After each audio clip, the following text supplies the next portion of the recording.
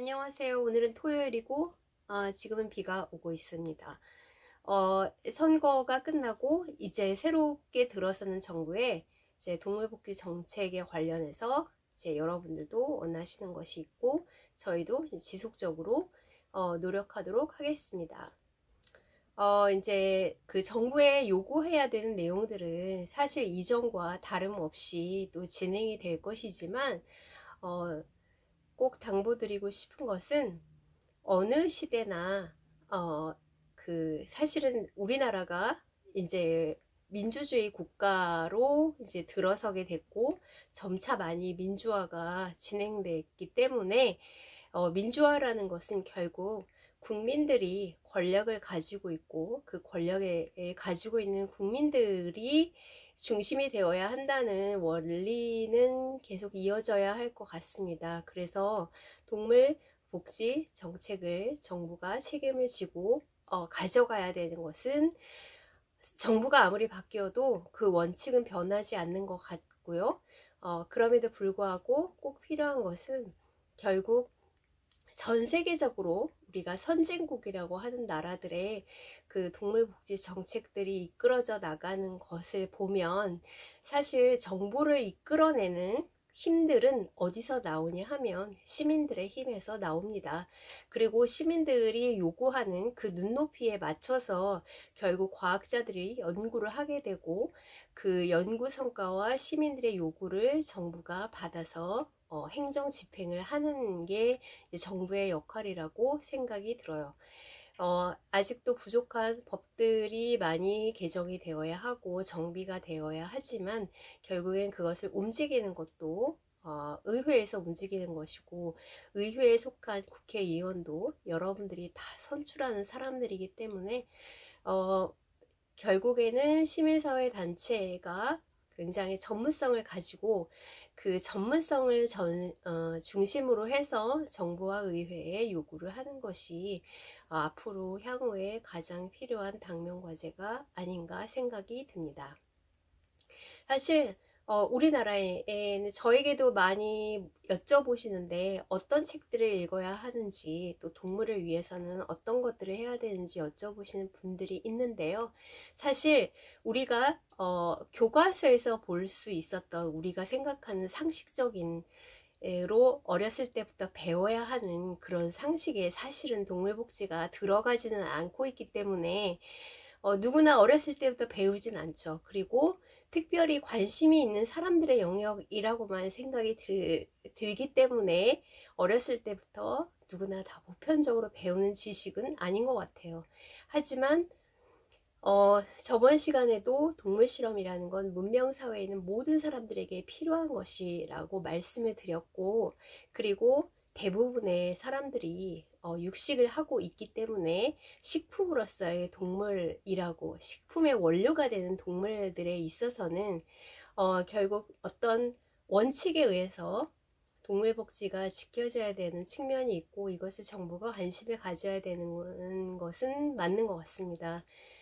그런 의미에서 지금 현재 벌어지고 있는 합법적인 기관 내에서 동물들에게 위해가 가는 요소들이 무엇인지 그것을 찾아내고 그것을 방지하기 위해서 노력해야 되는 그 책임이 새로운 정부에 있다고 생각합니다. 그러기 위해서는 무엇이 필요한지에 대해서 우리가 알려줘야 되고 알리기 위한 여러 가지 방법들이 있습니다. 사실 요즘처럼 SNS가 발달된 그런 시대가 없었잖아요. 누구나 다 자기 계정 하나씩 가지고 있고 그 계정을 사용해서 많은 사람들에게 동물 복지를 알리고자 하시는 분들이 많이 있는데 앞으로도 그 활동은 지속적으로 되어야 하고 또 동물보호 단체들이 굉장히 많아지고 양쪽으로는 많이 확대되고 있지만 굉장히 전문성을 확대하는 데는 많은 어려움이 있는 것 같아요. 왜냐하면 저도 사실은 거의 20년간 일을 해왔지만 정말 해야 될 일이 너무 많고 그 다음에 공부해야 될 것도 많고 우리가 참 동물에 대해서 잘 모르더라고요. 그리고 동물에 대해서도 잘 모르지만 동물과 인간의 관계를 어떻게 정립해야 되는지에 대해서는 시대적인 과제가 있는 것 같습니다. 사실 우리는, 제가 꼭 말씀드리고 싶은 것은, 우리는 굉장히 유리한 조건에 있어요. 왜냐하면 유럽과 미국 같은 선진국들이 이미 만들어진 것을 우리 실정에 맞게 고쳐서 사용하면 되는 것들이 있기 때문에, 그 사람들도 결국에는 언어와 문화는 다르지만 우리가 겪고 있는, 또 제가 가지고 있었던 의문점들을 해결하기 위한 시간들이 있었더라고요. 그것을 우리나라에 적용을 하면 아마 우리는 조금 더 빨리 그런 좋은 동물들에게 좀 더 나은 환경을 제공할 수 있지 않을까, 이것을 빠르게 성장시킬 수 있지 않을까, 이런 생각이 듭니다. 사실 세부적으로 들어가면 굉장히 요구하고 싶은 것들이 많이 있지만, 여러분들 그런 거 굉장히 많이 써서 보내도 잘 몰라요. 그래서 새로운 정부에 요구하고 싶은 것은, 아마 큰 틀에서 뭔가 목표를 세우고 나면 세부적인 것들은 과학자들이 알아서 할 것입니다. 거기 연구하고 있는 전문가들이 있기 때문에 그분들이 연구를 하는 거에 따라서 가면 되지만, 결국에는 새로운 정부가 알아야 되는 기본 원칙은 이런 것 같습니다. 대한민국이 이제 경제 10위권에 들어가는 선진국이 되었기 때문에 우리는 글로벌 스탠다드라는 것을 무시할 수가 없어요. 그리고 그것을 맞춰야 아마 전 세계에 그래도 선진국의 대열에 있다라고 하는 그런 나라들과 어깨를 겨룰 수 있을 거라고 생각이 듭니다. 그래서 인간의 것을 뺏어서 동물들에게 나눠준다라는 개념이 아니라, 사실은 저는 그 동물들이 살고 있는 모든 기관에 거의 대부분 가봤기 때문에, 가면 이거 이렇게 바꾸면 좋을 것 같은데, 이걸 이렇게 바꾸면 조금 좋을 것 같은데, 이런 그 방향성이 보여요. 그래서 여기에는 어느 정도 예산이 들어갈 수도 있고, 또 많이 들어갈 수도 있고 적게 들어갈 수도 있습니다. 그런데 되도록이면 많은 예산들을 조금 아껴서 사용하면서도 모두에게 좋게 하기 위해서는 효율적인 방법들을 개발할 필요가 있습니다. 그래서 많은 분들이 이렇게 여쭤보세요. 채식을 해야 되나요? 근데 저는 뭐 그런 거를 상대방에게 강요해 본 적은 없어요. 저는 개인적으로 동물들이 죽거나 이런 걸 많이 봤기 때문에 그냥 개인적으로는 별로 먹고 싶지 않아서 먹지 않습니다. 근데 그걸 안 본 사람들은 모를 거예요. 그 고기가 어떻게 생산되고 있는지 그런 것들 모르기 때문에, 모르는 상태에서 먹을 수는 있다고 생각합니다.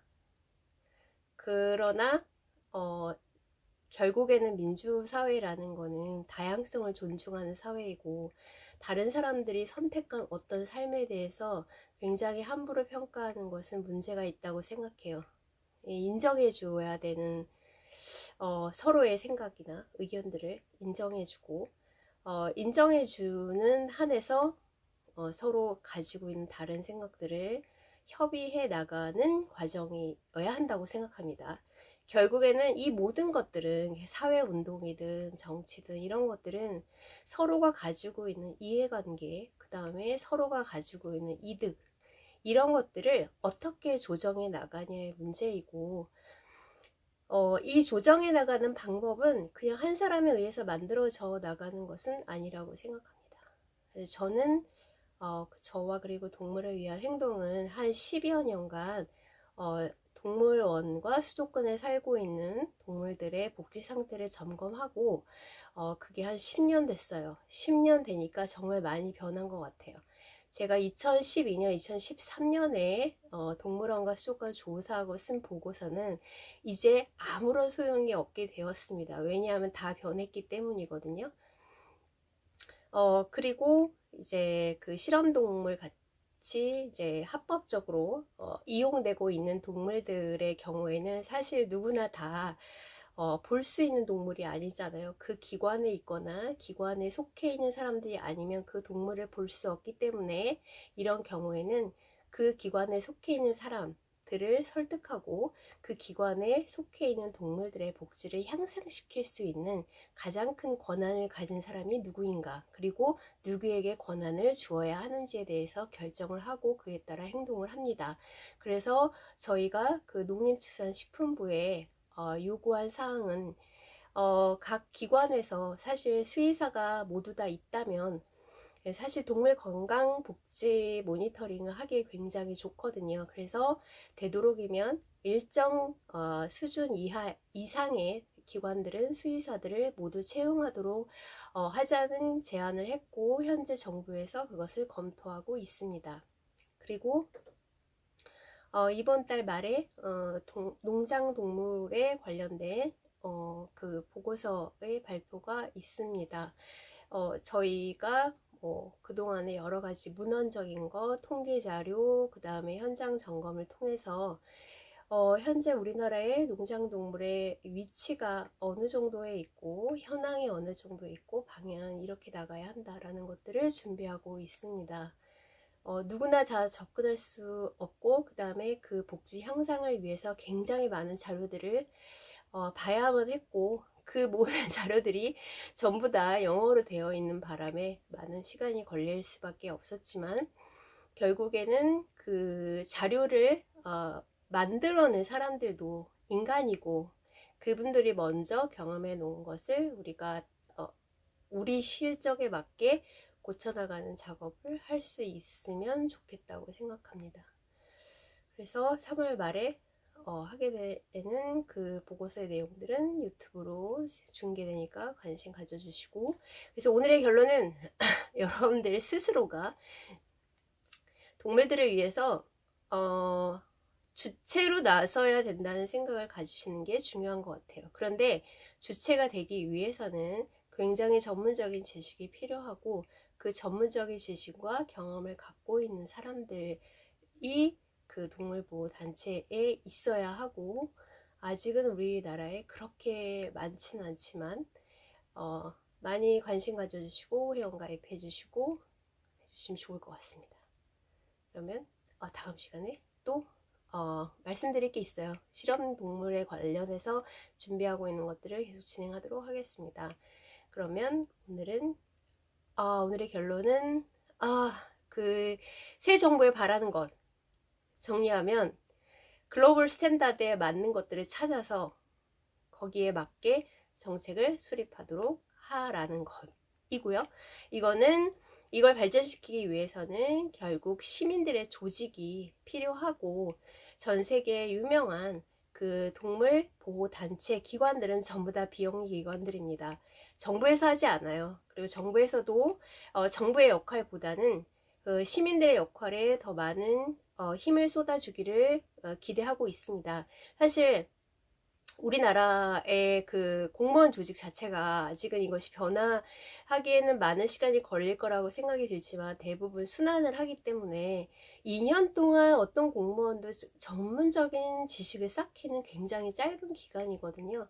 그래서 현재는 많은 시민단체들과 그 의견을 조정을 해서 정책을 수립하는데 많은 역할들을 하고 있고, 결국에는 여기에는 시민들의 힘이 많이 필요하다는 거죠. 그런 의미에서 동물을 위한 행동이, 동물들을 동물들만 너무 사랑하고 인간을 증오하는 사람들이 모인 그런 조직이 아니라, 이 사회에서 대한민국의 동물들이 보다 나은 환경으로 살아갈 수 있도록 바라고, 그 다음에 우리나라가, 대한민국이 좀 선진국으로 발전하기 위해서, 결국 우리의 위상, 국제적 위상도 높이기 위해서 반드시 필요한 어떤 요소 중에 하나다, 이런 의미에서 활동을 진행하도록 여러분이 많은 관심과 도움 주시기 부탁드립니다. 감사합니다.